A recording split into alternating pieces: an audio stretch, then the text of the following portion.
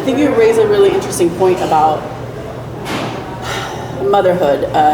So, because like how well prepared can you be, right? Or like, what is the experience you had, Paulina, where you're like, what did you think of motherhood even before you were a mom? Like, what did you think it would be? I thought motherhood was like in the telenovelas. Honestly, like, I thought it was like in the telenovelas.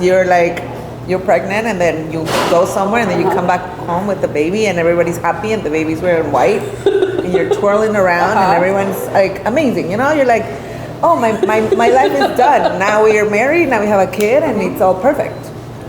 But it wasn't for me. It was the total opposite. Like I felt like I didn't know who this little person was. My birth was very traumatizing. We didn't have bonding, my daughter and I, for 6 days. So when I came home with her, it was very difficult because I was like, you did this to me. Like you made my body feel like this. And I felt, and I can talk about it now, 12 years later, because I've had this conversation with her. And I said, I blame you for a long time of the way that I felt. And it was like, I loved her so much, but at the same time, it was like, you did this to me. And it was very unexpected. We also have very busy lives, as you know.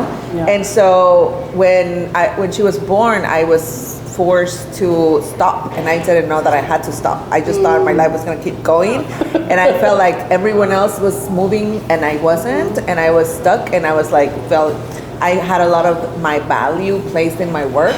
So if I wasn't working, then what was I doing? And like, even though I was raising a baby, I was like, where's my value? I'm not putting anything good into the world, which is really effed up if you think about it, like really, really. So that really,